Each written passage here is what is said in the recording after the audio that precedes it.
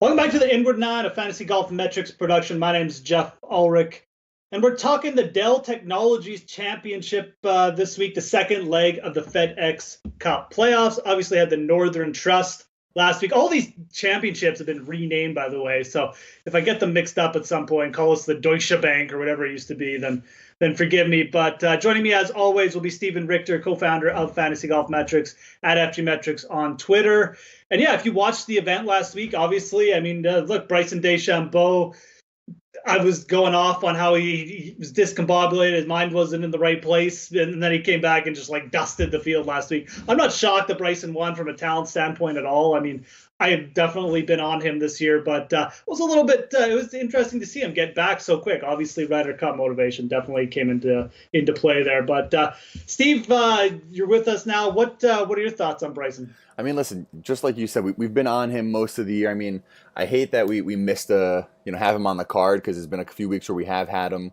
We've had him top five a bunch, top 10 in some spots. And listen, I like him. I know he's a bit of a polarizing player. I mean, he kind of has that, he's different. Like the same way Patrick Reed is different, the same way these guys are different. That's what, make people think, I don't like him. He's a jerk. Listen, he's unique. We've said it before on the pod. And, it's more likely for him to go out and just win by 4 in a FedEx Cup event, and then go out this week or the week before and miss the cut because he's an eclectic guy. He finds it and he runs with it, and he has all the talent in the world. So it doesn't surprise me. I mean, listen, I saw a lot of people did have him up in that 75, 80 to 1 range. So good on them. Not much else to say. I mean, the guy loves playing, in the USGA events. He probably really wants to be on the Ryder Cup team. He figured it out this past week, and he looked great, especially throughout the weekend. Yeah, I mean, I don't hate on Bryson either. I mean, I will say this: for the amount of crap Patrick Reed gets, what Bryson pulled in Germany, like when that guy won, and he just dusted him off. That was for me, that I still say that's way worse than anything Patrick Reed has done in his career. But anyways. Again, I don't hate any of these guys. I mean, they're both eclectic. These are typically the personalities you get with people who win.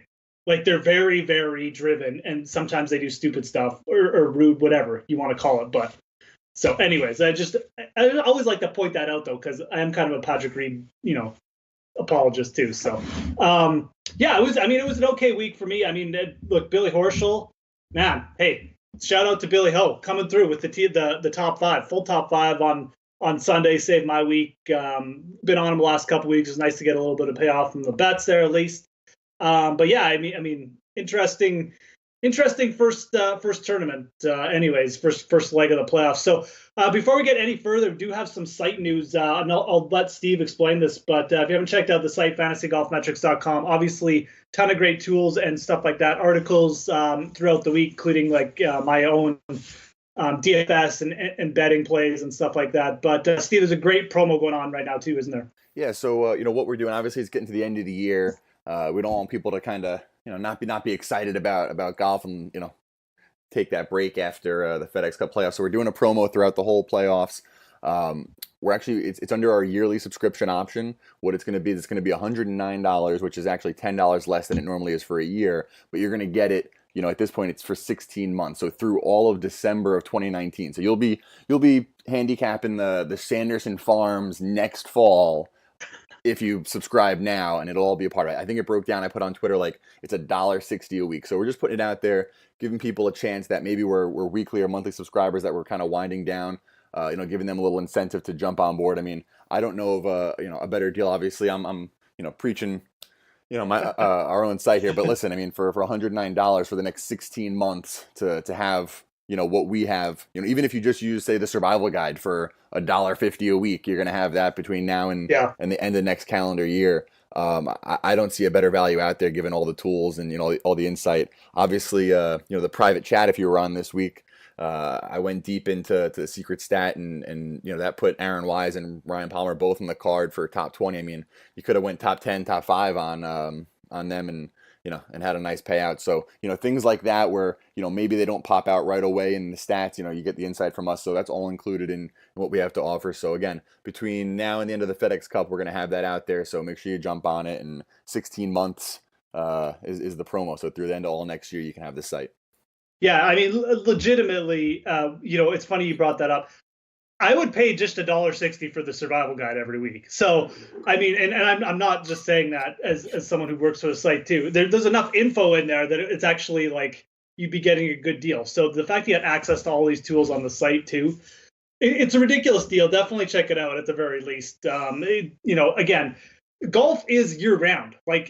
I know we get like a little bit of a break after the playoffs, but like you said, the Safeway Open is like the first week of October. There's like 8 fall events, and there's DFS, pretty good DFS events for all those weeks too. So if you are someone who's made like PGA DFS like a big part of your fantasy game, or you just you're thinking about getting into it more, or even if you're just thinking about playing like every couple of weeks, and this is probably the best deal you're going to find on the internet. A ton of great information, stuff that will either make your life better from the fact you won't have to research as much because the research will be done for you, or it'll be right there so you can start, or just from the fact that you have access to tools like the lineup builder, which we probably don't talk enough about how cool it is, and a bunch of other stuff like stat search or turf splits. So again, definitely check it out, fantasygolfmetrics.com, but I'll mention it again at the end of the show too. But yeah, I mean, outside of that, awesome deal. Anything else going on for you last week that you want to talk about? No, I mean, again, you played Bethpage Black last weekend. I did, yeah, cool. That's true. I mean, in terms of my golf world, yeah, I played Bethpage yesterday.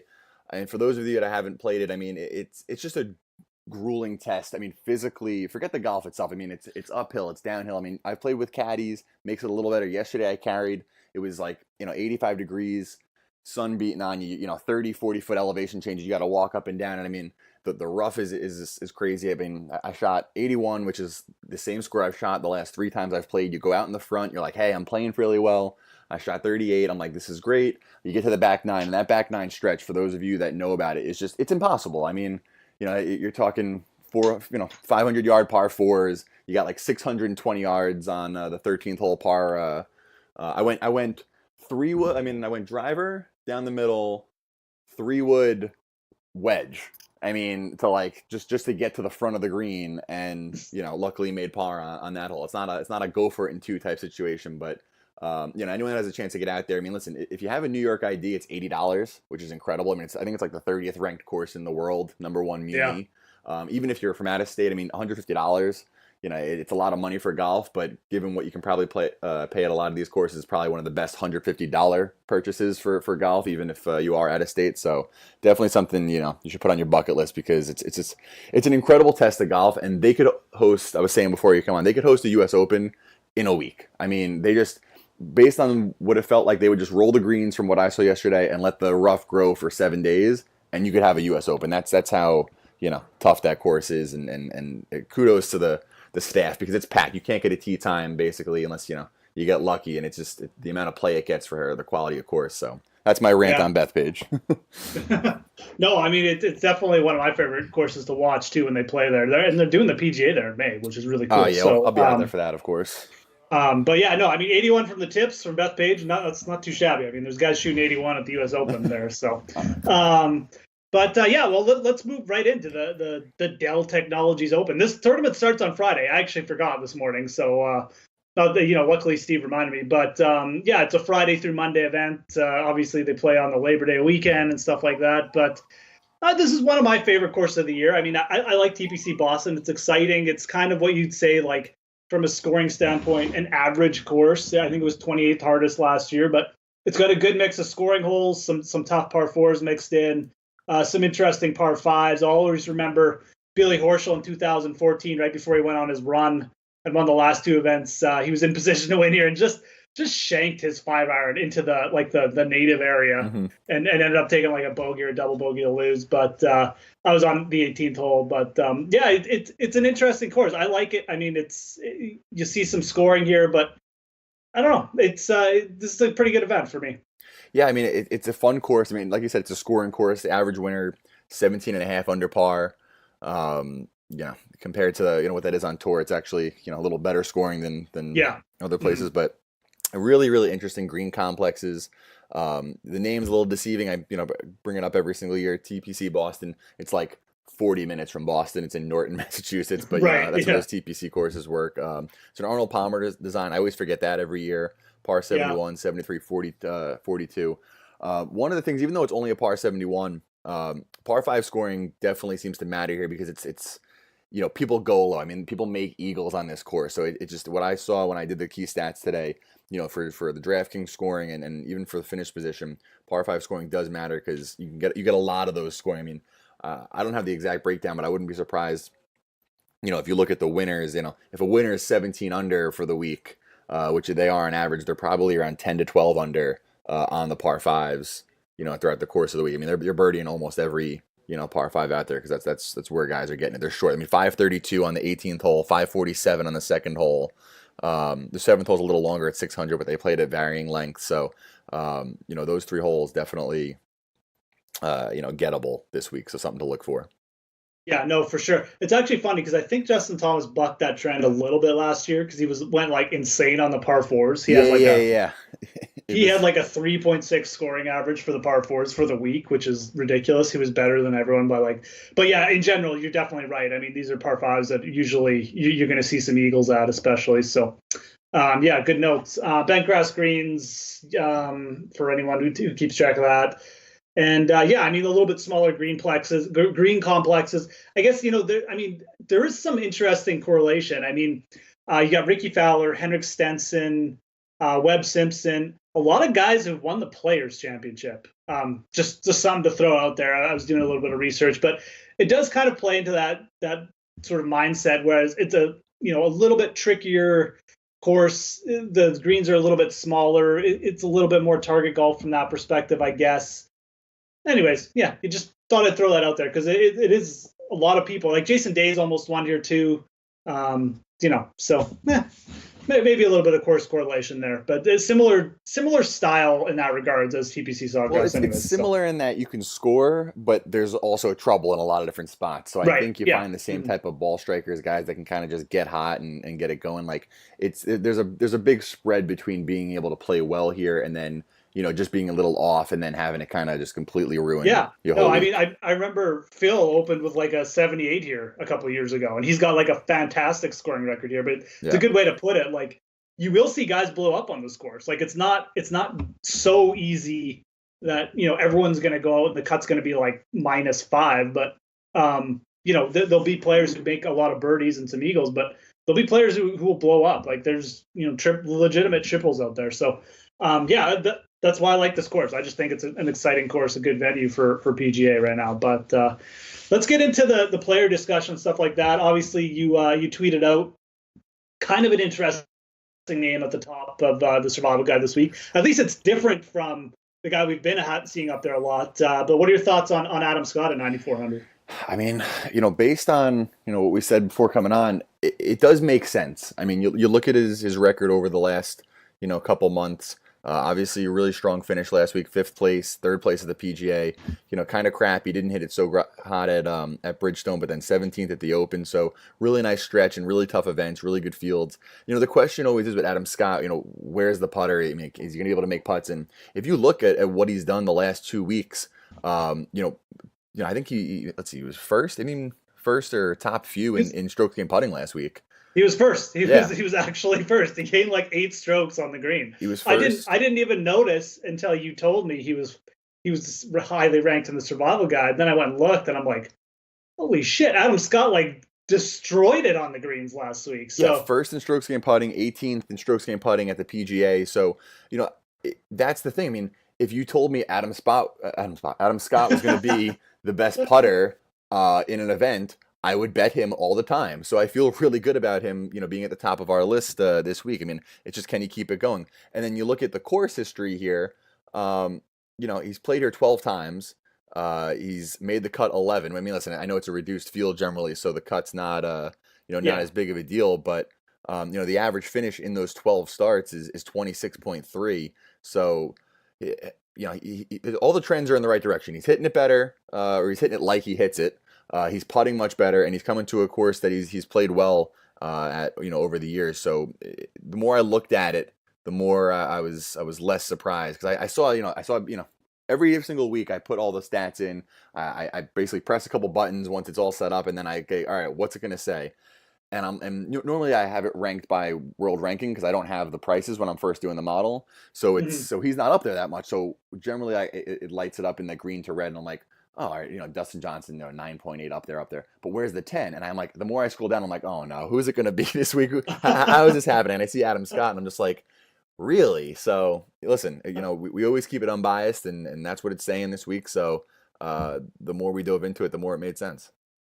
Yeah, no, and I mean, look, I'm not necessarily expecting Adam Scott to like lead the field in strokes gained putting again, but if he has a top 15 putting week, a top 20 putting week, I mean, his ball striking, like you said, is in good enough form that he could still win. So, yeah, I mean, it makes a lot of sense. I will say this: the first guy I bet this week, the first guy I was on my mind was Patrick Cantlay.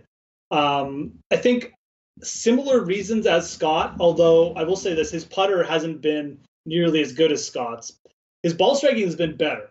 So it's an interest. I mean, both of those guys are I'm really interested in right now. I haven't bet Scott. I might get on him later in the week or tonight or something. But Patrick Cantlay, a little bit better price too at 30-1. I like the way he's setting up. His approaches last week were spot on for the first 3 rounds. A little bit of an off in the last round, but good all around player. I mean, he was T13 here last year. He just seems to be trending towards a big week. You just get the feeling with Bryson winning last week that, Cantlay's only in towards the Ryder Cup now is getting a win in one of the next 2 events, in my opinion. So I really like the way this is setting up for him. I will say this: push came to shove, I'd probably take Adam Scott over him right now. So I like both of them equally as much, I guess. And he's ranked really high for us. Cantlay yeah, definitely like him. Cantlay's been a staple of the first class, I think, for the last 3 times he's played, and it makes sense. We have him ranked number 1 in form. Basically, we have him ranked 5th overall. But over the last 12 weeks in his 5 starts, his average finish position is 13.6. I mean, that's really that's juicy right there. So you look at what he's done. Obviously, he had kind of one off round, which kept him out. I mean, we had him bet last week at that 50-1 range. So this week at 30-1, obviously a little tougher, but he has shown that he's playing well. I mean, 8th last week, 27th at the PGA, 6th at the WGC, 12th at the Open Championship, and even all the way back to the Travelers, which after he took a couple weeks, it was 15th. So his worst start is 27th at the PGA. At 9,000, I feel like that's a pretty good value. I mean, I think it's going to be interesting. I don't know.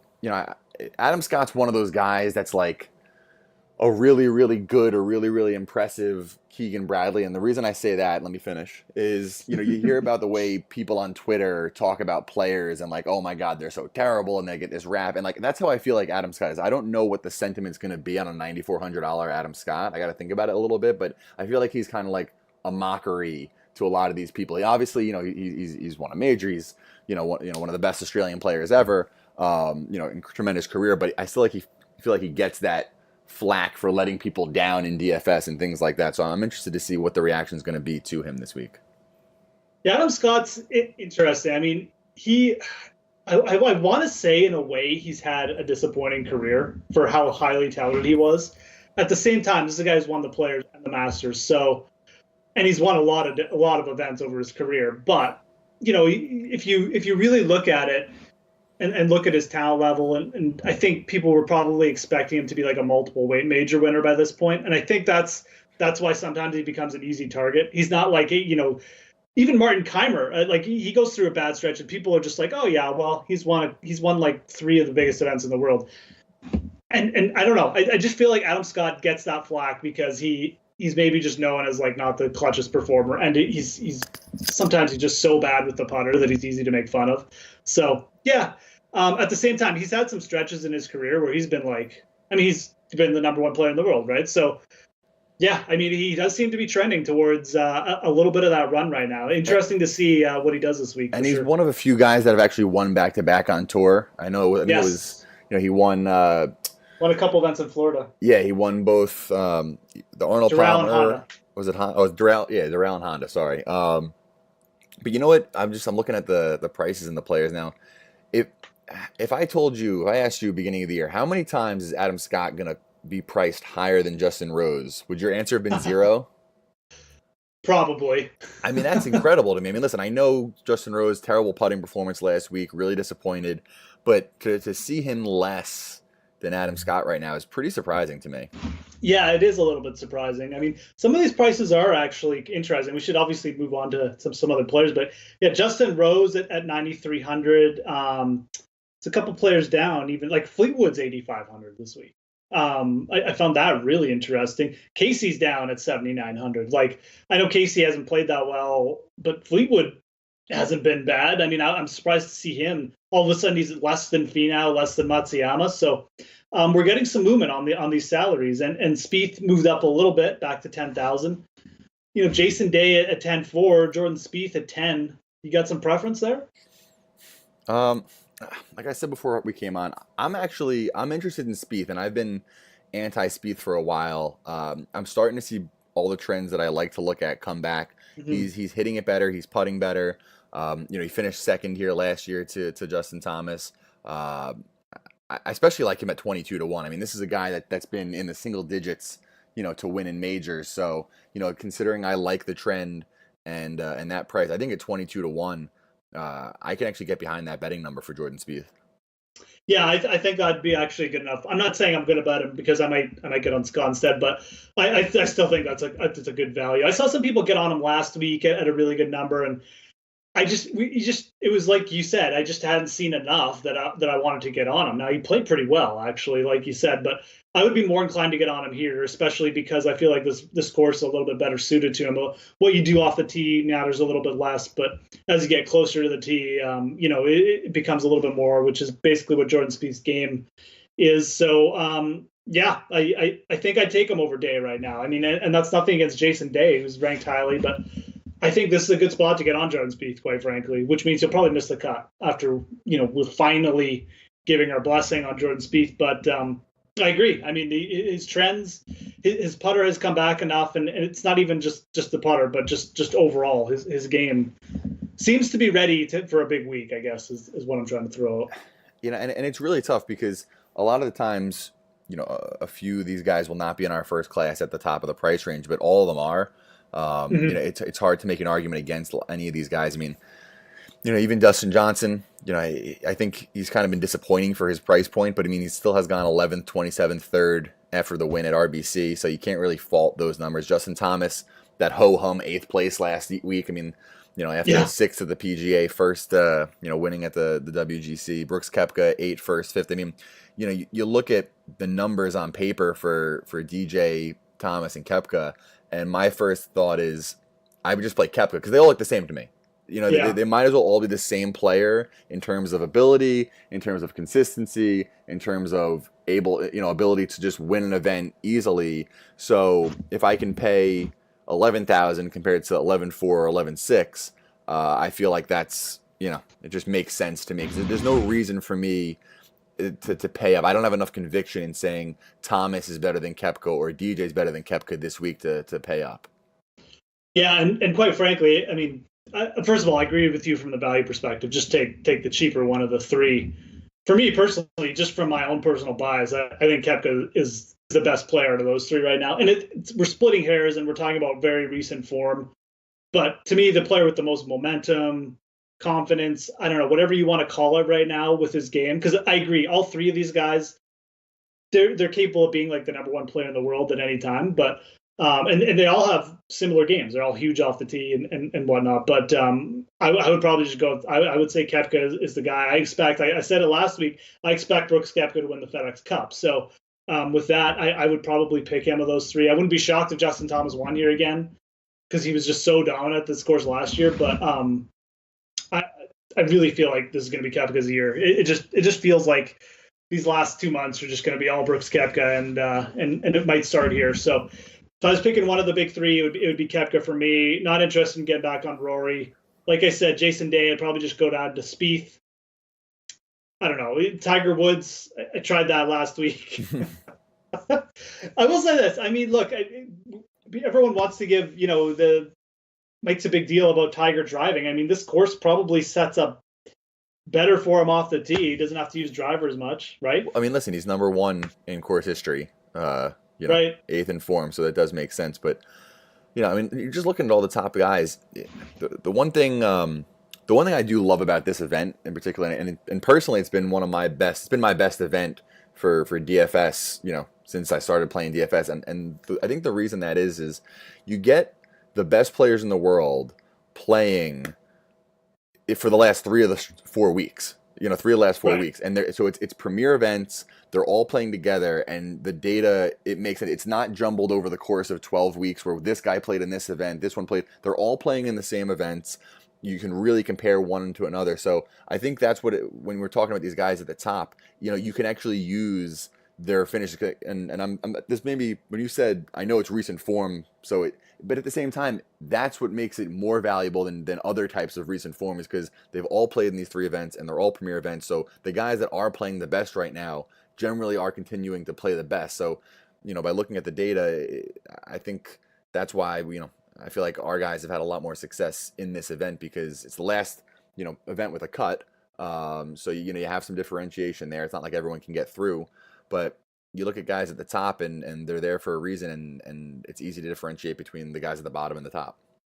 Yeah, no, it does make a lot of sense. I mean, whenever you're getting samples like that against similar fields, like week in, week out, it's going to help. So, yeah, no, that to me, that makes a lot of sense. Again, that's the one thing I feel like people get a little bit off track with golf is when a good player has a good result against a weak field, but then he takes a step up to a stronger field, and vice versa, right? So it's always interesting to see, when you get this stretch of like players playing together, like top players against each other. So yeah, that I mean, yeah, makes perfect sense to me. You look at the past winners, and you have Justin Thomas, Rory McIlroy, Henrik Stenson. Like, these guys, they were all in a run at those points in time. They all played well at either the PGA or the British or the WGC in the years that they won, and it's just these guys are geared up for the end of the year.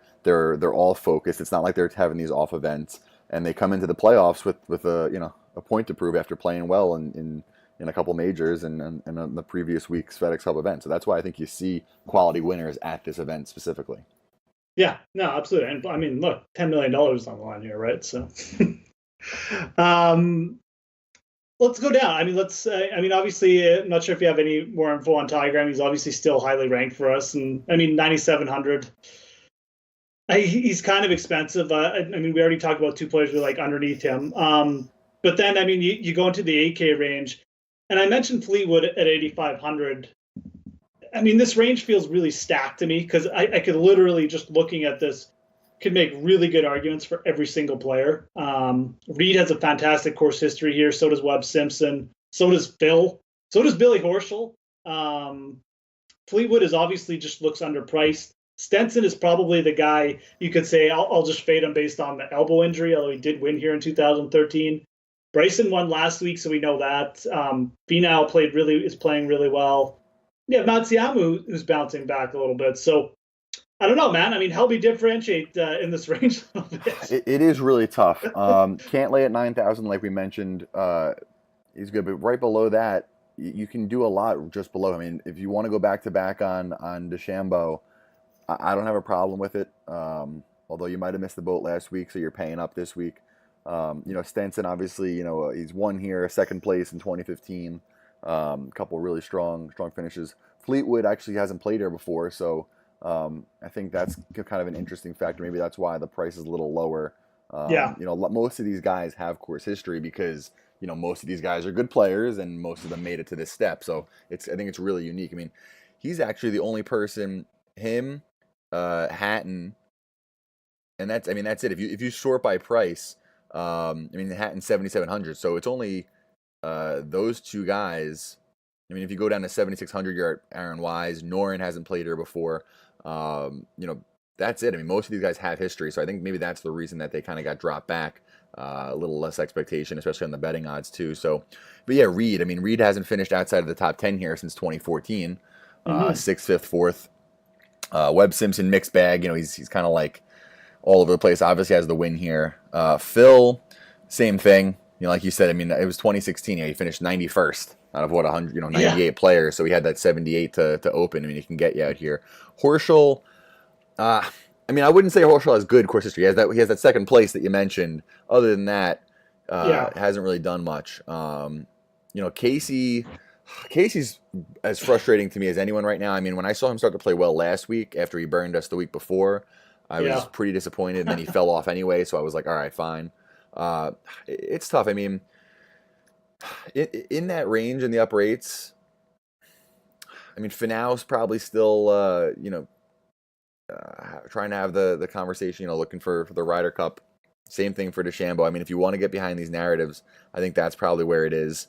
Um, it's hard for me. I mean, I'm not going to say I like all of them, but I like each of them enough that one of these guys is probably going to be, in a good amount of my lineups. I mean, if you just go by how we have them ranked, Hideki's actually the top guy at 8,900. I mean, he's second in trend for us, 16th in form, 16th in history, fourth in secret stat. It's him and DeChambeau in the upper eights, and then Fleetwood. So those are the three guys that the model has up top. Yeah. And I mean, look, I think I kind of like getting behind Hideki here. I'm a little disappointed he's 8,900. Like I said, I have a little bit of a hard time paying more for him than Fleetwood right now. But he's been better. I mean, like he's legitimately, he's kind of like Spieth. He's shown me enough now. I mean, his burst and strokes gain approaches last week. So he's back. He really reminds me of Spieth in the fact that he's finally seems like he's like at full or getting close to full powers. So I like Hideki at 8,900. I wish he was cheaper, but of the people we talked about, I like him the most. Going down, between Phil and Webb Simpson, I think I'd probably lean Phil. I just trust him a little bit more. Again, with the Ryder Cup narrative coming out, I feel like he's less inclined just to take a week off right now, kind of like Webb Simpson might, just because he's already on the team. Those are probably my two favorite plays. I love Billy Horschel for last week. I don't think I'm going to get back on him here.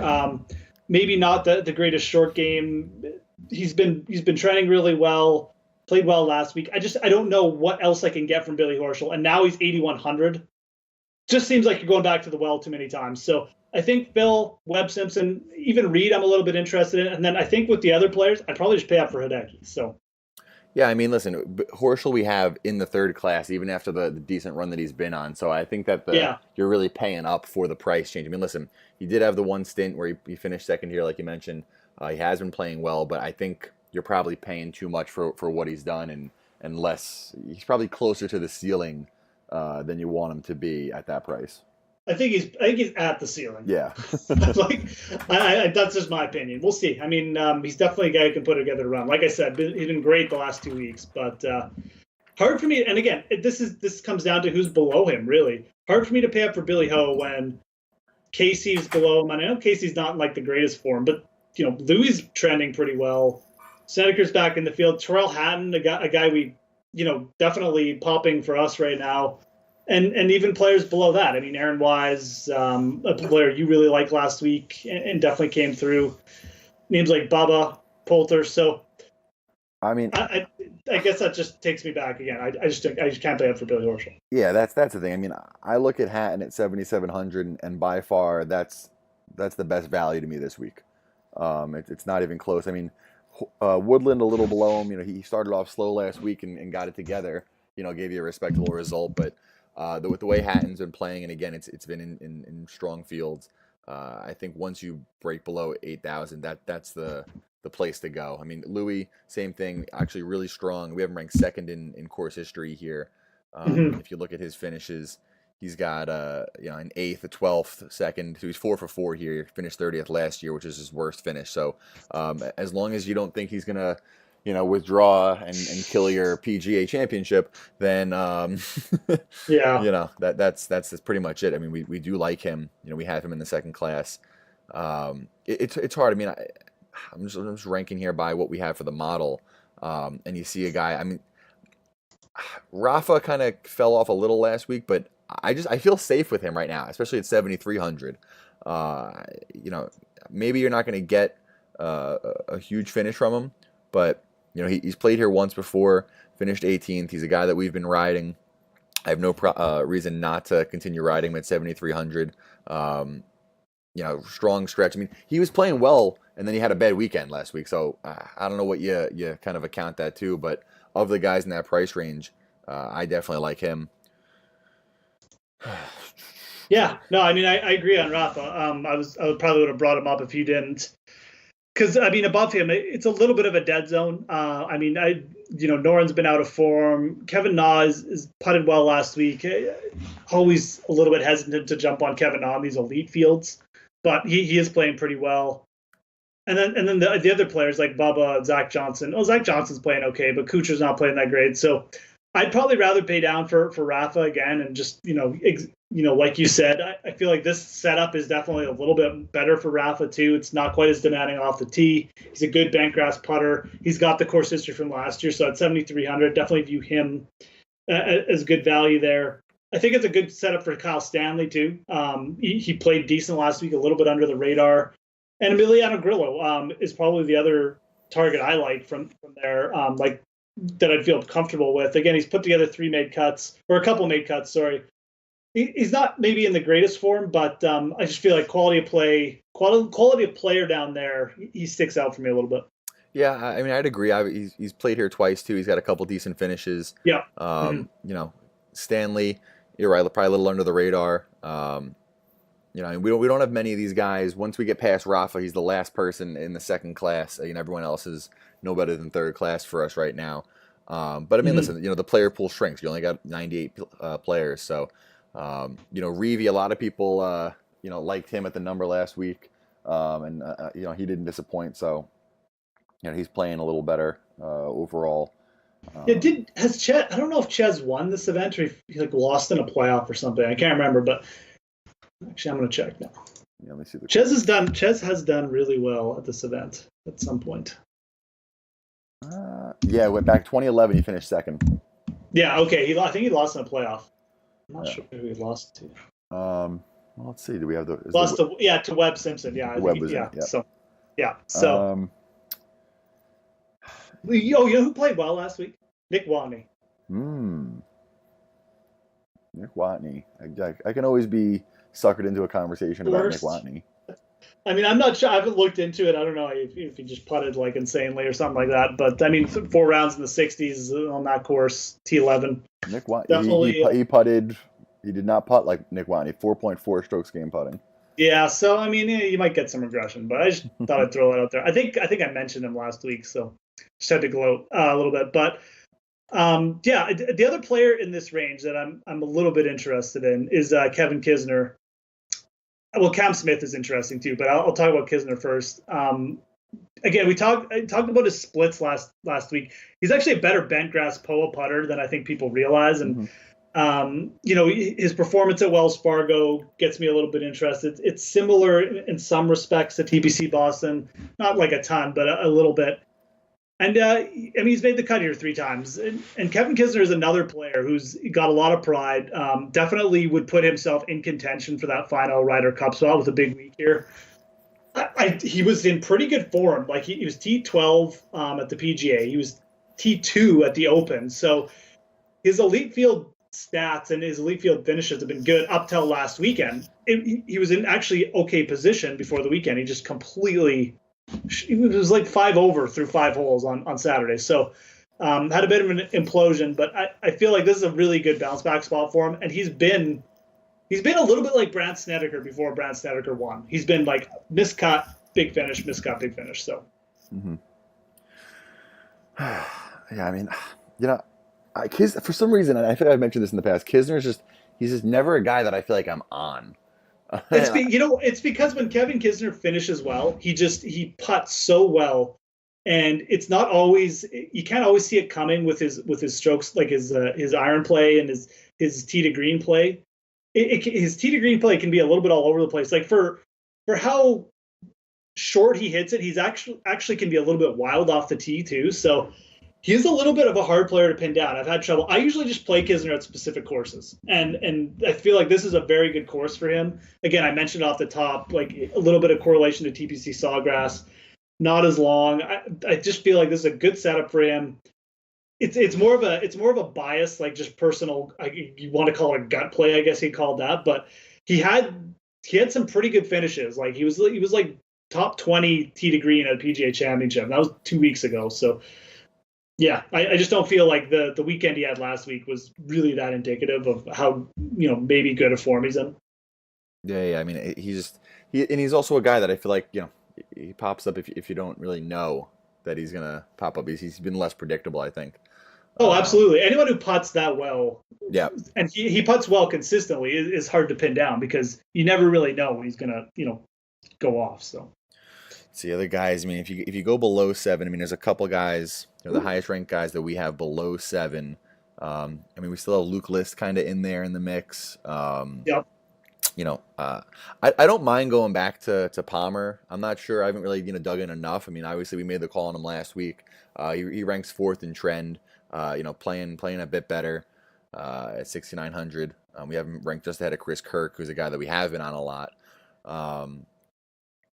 Let's see, anything else? I mean, Danny Lee, we thought we liked a little bit last week. Yep. Played all right. Russell Knox is kind of back, where he is. I mean, this is towards the bottom of the 3rd class for us. Stuart Sink, was really disappointing for us last week, as Yeah. we had a significant share of him. Made us reconsider our strategy. So Reconsider our career paths. But yeah, I mean, other than that, I mean, we're dipping down into the 4th and 5th class, and again, a smaller field. Obviously, guys that have played well this year, you can take chances on them, but there aren't that many guys down here that I'm too interested in them after the ones that I've mentioned. Anyone else below 7 that you're intrigued by? I mean, I think you mentioned most of the names that I'd have some interest in. I mean, Adam Hadwin played well last week. Mm-hmm. He'd really been doing nothing before that, but T11 just to pop off like that, it definitely could carry that. Actually, now that we're brought up Hadwin, I guess, yeah, I mean T13 here last year, so he would kind of fit the profile for me again, a little bit of a Kisner player who just the short, a little bit shorter course, a little bit easier off the tee, probably favors a guy like Hadwin, so I don't mind getting back on him. Chappell and Henley would be pure talent plays. Their form has been all over the place, from really good to awful. Henley's almost won at this event before, so getting on either one of them and like as a GPP, I could definitely get behind. Wouldn't have a ton of exposure because I have no idea what to expect, but would not be shocked if either one of those players bounce back here too. Other than that, not really going. I don't really want to go much deeper. Jason Duffner has a good record here, but I was literally waiting for you to finish. I was going to say, listen, Duffner, I can't really give anything else other than if you want to believe in course history, he's never missed a cut here. We have him ranked 13th in history. He's 9 and 9 cuts. He has a couple top 10s. If you wanted to throw him in a couple lineups for GPP, he's going to be probably 1% owned. But I wouldn't be overweight, but maybe just sprinkle him in just because he's never missed a cut here, and if he gets through at 6,500, he probably makes some other things possible for you up top.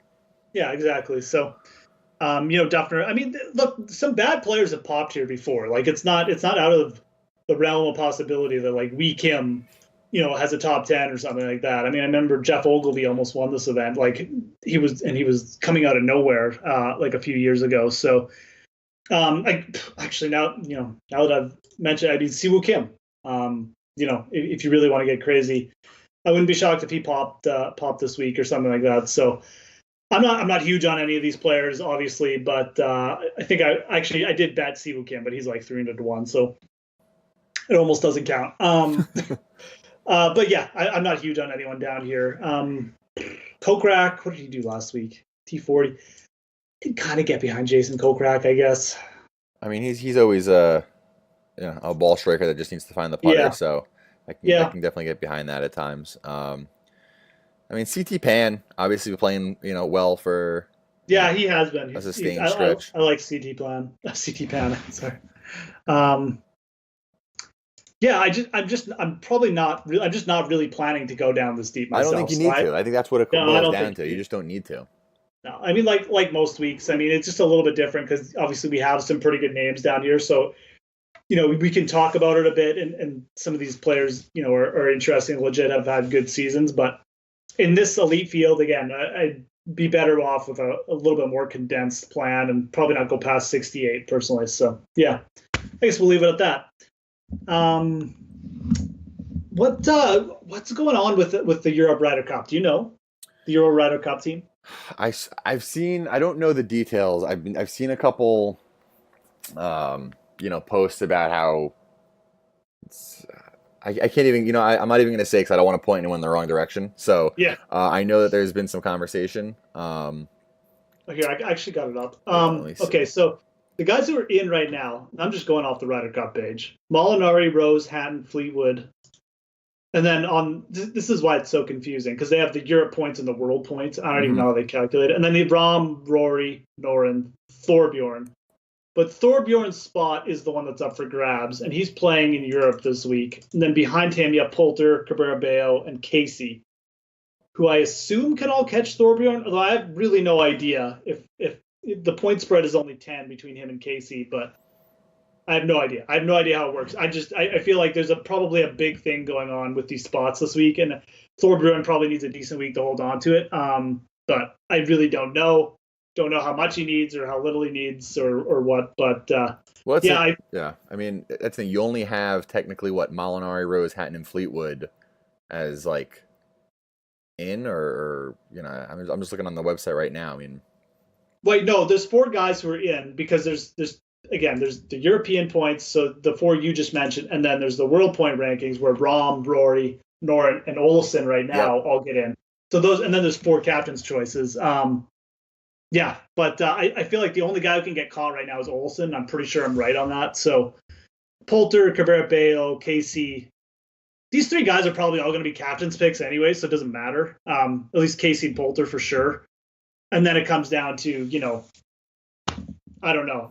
I mean, actually, it was interesting because Henrik Stenson isn't going to qualify. But what do you do if you're the Euro captain? Do you leave Henrik Stenson off? I mean, you got to see what he does probably this week. It probably just comes down to if he's healthy Yeah, too, it's a right? Like, conversation about yeah, the elbow. God, I'd have trouble leaving Henrik Stenson off. I mean, but I mean, I guess you could take him. It comes down to him, Sergio, or someone else. Because if you're going to take Poulter, Rafa, and Casey, there's one spot left: Sergio, Stenson, Matthew Fitzpatrick. Someone like that. So I Do don't you even know. think do you think Norin is on the team regardless?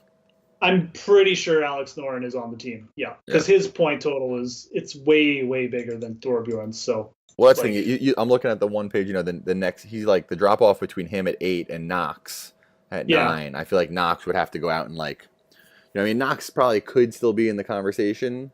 I'm sure he is actually, but for him to be a lock, he'd probably have to go out and really play well this week. yeah, Because there's a couple guys behind him that are just a bit more intriguing, like you said, Rafa, Fitzpatrick, obviously the Stenson conversation. yeah. I mean, I'm not even gonna pretend like I know the point combos, but I'm pretty sure if Olsen has a really good week, he gets in for sure. Like I don't even think he has to win. But yeah, he could definitely get caught by some of those other guys. So, and then the U.S. team, it's just, I mean, at this point, I don't even know if the U.S. team is that interesting because it's basically Tiger, Phil, Bryson, and one guy, right? Like it's got to be, doesn't it? I've been on I've been on Tiger Bryson for now, and Yeah, but then okay, do you really think like Phil's not going to get taken though? I'm just saying if That's it's what you would do. That's if what it's you would do. me, Okay, yeah, yeah, he's the last. I mean, he probably is going to be. I mean, the interesting conversation to me is this would be this would be the first one he's ever missed. Well, he's never been a captain because he's earned every single time he's been on there. I'm not right. saying I think it would be a bad pick. I'm not saying that he won't get picked. I just think that it's going to be interesting because you're probably going to take DeChambeau. I mean, it'd be really disappointing to see Finau left off based on how well he's played this year. And the The type thing of is, though, there's three events left, right? Like, well, that's true. I mean, but just back to Finau. I mean, I think Finau kind of creates a lot of interesting Ryder Cup scenarios too. yeah, He's a specific weapon in that hmm way. But I guess it comes down to, I mean, Kuchar form is like, yeah, I know there's been some chat about him. I mean, how do you put him on? But oh, there's people, yeah, you can't take Kuchar. but there's been That's talk just about that. So, you know, to me the last spot is up for grabs. I think those three guys. This is just my take. Those three guys that I mentioned, Phil, Tiger, Bryson, are on the team. Like I just don't see any scenario where that's not happening. And the last spot is up for grabs. And I think there's a ton of people who are up for it. I think Finau is probably in the driver's seat right now. But if Cantlay like finishes like top 3 or wins this week, I think he's got to be in front of Finau after that. Yeah. And I mean, there's other players similar. Like, what if Kevin Kisner wins this week? Kevin Kisner's a terrific match game player. I might honestly, this might be a hot take. Regardless of what Kisner does over the last 3 weeks, I might consider taking him over Finau. He's that good a match game player. Like, he really is. So I think that last spot is very much up for grabs. I think most people in golf Twitter want Tony Finau to get it, and I wouldn't have a problem with that personally. I think it's fine. I understand it, but I think it's completely up for grabs. Like, what if Daniel Berger wins this week? It's so hard. I really feel like they need to not cut it off at, they need to go into the FedEx Cup to keep the points. I don't understand why. Oh, to keep the points. Yeah. No, I understand. I agree 100%. Like, I guess it's because actually, why do it they needs to go through at least this week in my mind. Yeah, or at least last week or something, Yeah. Let it go through at least last week or this week, and then you can use the last two events that are no cut events. You can see how they play over 4 rounds. Assuming they're in. I mean, obviously, if they're going to be considered for the event, they're probably going to be, playing at that point. So you're going to get to see them. I don't understand why they don't do it. Yeah, but I guess it's because what if someone, doesn't qualify for the second? I don't know. Well, think about it. How do you qualify for the for the Ryder Cup without making the playoffs? Exactly. It's true. It's pretty So there really is no reason. What if Billy Horschel wins this week? He's got to be on the team, doesn't he? Billy Horschel is the reason why they have the later captain's picks. I know, he ruined it for everyone. He's legitimately the reason. And could you imagine if he won and then they didn't take him? Oh my god. I don't. Anyways, I guess that's my point. I feel like there is one spot. It is completely wide open. Finau's in the driver's seat, but we'll see. Anyways, unless you got any more Ryder Cup hot takes, why don't we wrap this up with give me a winner. You know what? I think Spieth's going to surprise and come back and win this week. Oh, yeah, I could see it. I really could. It's hard to see him going a whole year without a win, isn't it? I think this could be the week. If it's going to be a week, it's got to be here. I mean, I guess it doesn't have to be here, but this would be a good spot. I'll just go with Cantlay. He was my first thought when I woke up this morning. Like I said, one of the first bets I made. I think he's playing well enough to get a win. I think the Bryson win will definitely motivate him. And again, if Cantlay wins, got to take him over Finau, don't you? I just envision this moment of you waking up and saying, "I got to bet Cantlay." Like that's the first thought. That's how your morning went today. That's pretty much how Mondays go for me. I look at the draft and I'm like, oh, got to bet this guy. That's Mondays. That's awesome. Okay, I'll take Patrick Cantlay though, with Kevin Kisner as my sleeper. But anyways, like we said off the top, definitely check out that fantasygolfmetrics.com. The promo we got going on, 16 months, Steve? If you do it like this week, it's technically 16 months, all the way through December 2019. For $109. It's like $1.60 per week. Wow. It's just worth it. I'm not even going to say anything else. It's worth it. Anyways, check us out on Twitter too. I'm at the Fantasy Grind. Steve's at FG Metrics. Have a great Dell Technologies Championship. We'll talk to you again next week. Take it easy.